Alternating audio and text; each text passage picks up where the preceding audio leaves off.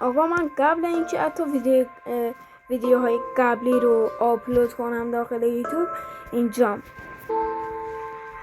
اگر 35 تا لایک رسید الان این ویدیو رو میزنم، ولی اگه نرسیدم حداقل تا 15 برسه دیگه بچه.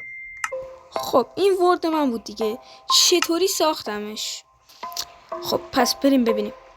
یه دونه دنیا جدید میسازیم، مهم نیست اسم و ایناش، دیفالت نه، سوپر فلت.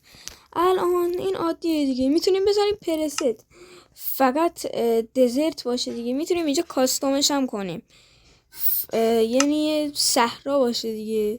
الان چون من میخواستم یه ویدیو هم بگیرم همه دنیا سنده، ولی این چون 8 تا بلاک داشت دیگه نشد دیگه.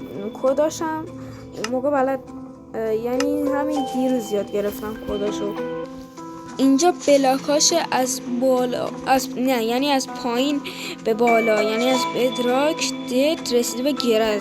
ولی من واتر ولدو زدم. اینجا کلا وید، اینجا ردستانیه، اینجا بازه.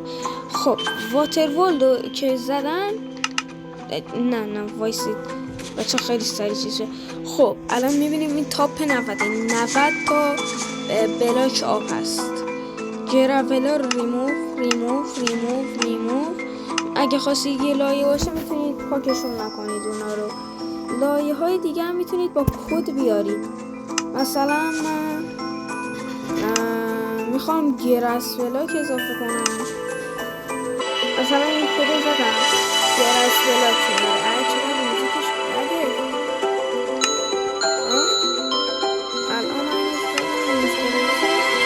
الان احتمالا گرس بلاک آورده، احتمالا. حواستون باشه اونجا که بلاکاشو میبینید. الان میبینیم، گفتم دیگه احتمال دادم نباشه. بریم بالا. ولی اون چسته رو اگه میخواید کلا سری یا ویدیوشو بذارید، اون چسته رو کلا بذارید و ماباش هم آف کنید که دن سرویس کنم.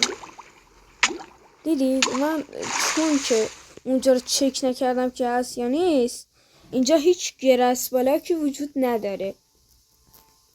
دیدید فقط آب خالیه. خب